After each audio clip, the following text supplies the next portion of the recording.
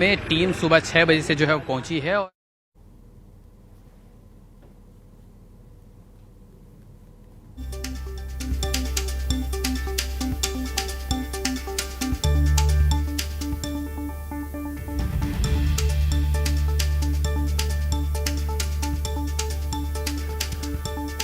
तो केंद्रीय गृह मंत्री अमित शाह संवाद कर रहे हैं जवानों के साथ। ये वो जवान हैं जिन्होंने अब तक के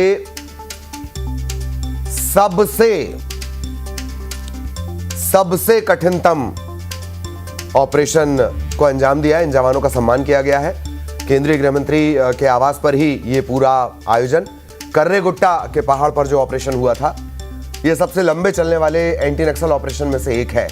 21 दिन तक ये ऑपरेशन चला और इसमें 30 से ज्यादा 31 नक्सली ढेर हुए थे।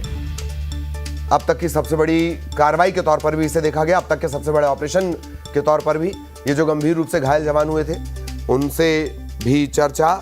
और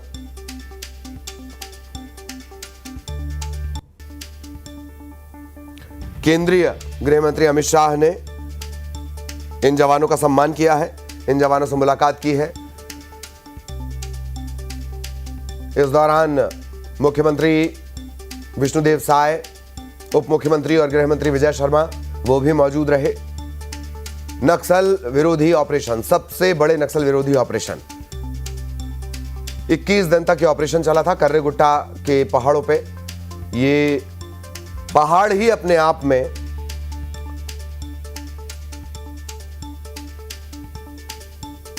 अविजीत है। इस पर 21 दिन तक डटे रहना तो बहुत दूर, इस पर जंग जीत लेना तो बहुत दूर, वहां जिंदा रह पाना बहुत कठिन है। और ऐसी जगह पर जाकर इन जवानों ने सबसे बड़े ऑपरेशन को अंजाम दिया। मई 2025 में 31 नक्सली इस ऑपरेशन में ढेर किए गए थे।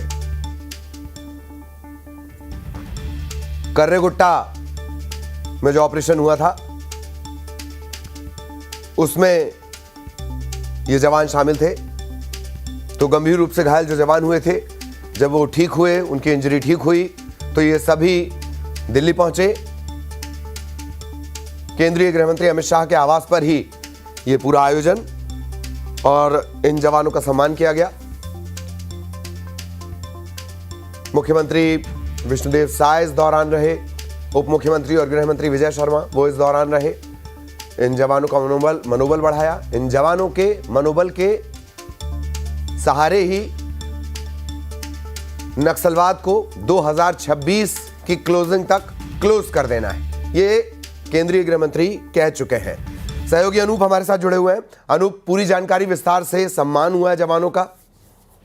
बिल्कुल, देखिए जिस तरह की घटना घटी थी, और आपको बताऊं कि मई 2025 में जिस तरह से केजी हिल में एक बड़ा नक्सल विरोधी अभियान हमारे सिक्योरिटी फोर्सेस ने चलाए थे, ये कहीं ना कहीं बहुत बड़ी उपलब्धि थी। और जिस तरीके से लगातार हमने देखा है कि गृह मंत्री अमित शाह किस तरीके से नक्सलवाद को खत्म किया जाए पूरे देश से, क्योंकि आपको याद होगा कि जब यूपीए की सरकार हुआ करती थी तो एक हम रेड कॉरिडोर की बात करते थे, और कहीं ना कहीं नक्सलवादी समस्या जो है वो एक भारत सरकार के लिए बहुत बड़ा नासूर बन गया था। लेकिन जब से गृह मंत्री बने हैं अमित शाह, तब से नक्सलवाद को किस तरीके से पूरी तरह से खत्म करना है, इसको लेकर लगातार कोशिश कर रहे हैं। और आपने भी जिक्र किया, अगले साल तक जो है वो लक्ष्य है पूरी तरह से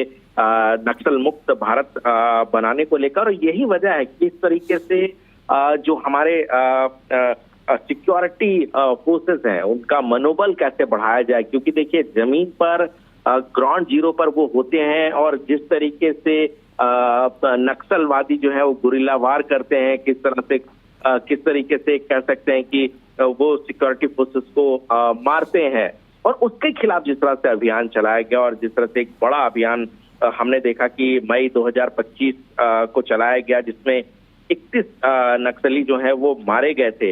इसको एक तरह से सम्मानित जो है वो गृह मंत्री अमित शाह कर रहे हैं, और ये बहुत बड़ी बात कह सकते हैं। पूरी तरह से कमिटेड है आज की सरकार कि भारत से जो है वो नक्सलवाद पूरी तरह से खत्म किया जाए। जी बिल्कुल, और उसी की तस्वीरें भी हम देख रहे हैं। आप लगातार बने रहिएगा। इस दौरान मुख्यमंत्री विष्णुदेव साय ने भी बड़ी जानकारी दी। 2023 से अब तक 453 माओवादी ढेर किए गए हैं, 1616 गिरफ्तार हुए हैं और 1666 ने आत्मसमर्पण किया है। अनूप, ये जो आंकड़े हैं ये बता रहे हैं कि ऐसा लगता है कि मार्च 2026 से पहले ही टारगेट को पूरा कर लिया जाएगा। जी भी गृह मंत्री अमित शाह से इस बारे में बात की गई तो उनका कहना था कि गृह मंत्रालय ने एक तरह से इसको टॉप प्रायोरिटी रखा है कि पूरे देश से नक्सलवाद को खत्म किया जाए। और जाहिर सी बात है, छत्तीसगढ़ सबसे ज्यादा ग्रसित रहा है। हमने देखा कि किस तरीके से छत्तीसगढ़ में कितनी ऐसी नक्सली घटनाएं घटी हैं जिसमें बड़े बड़े नेताओं को भी जान गंवाना पड़ा है, मासूम लोगों को जान गंवाना पड़ा है, सिक्योरिटी फोर्सेस को जान गंवाना पड़ा। ये कहीं ना कहीं गृह मंत्री अमित शाह और भारत सरकार पूरी तरह से इनके लिए नागवार थी, और यही वजह है कि जब से गृह मंत्री बने हैं तब से लगातार नक्सलवाद के खिलाफ जो है वो एक अभियान चलाया जा रहा है। और जिस तरीके से उन्होंने खुद ही कहा है कि 2026 में जो है वो पूरी तरह से नक्सलवाद को खत्म किया जाएगा, और इसी के तौर पर इसे भी देखना चाहिए कि सम्मानित भी कर रहे हैं, मनोबल बढ़ा रहे हैं अपने सिक्योरिटी फोर्सेस को। और ये केंद्रीय गृह मंत्री का ये तरीका भी कि दोनों ही तरह से जमीन पर जाकर उनके मनोबल को बढ़ाने से लेकर इस तरह से सम्मानित करना। बहुत बहुत धन्यवाद आपका मनूप इस तमाम जानकारी के लिए। और लगातार हम इस खबर पर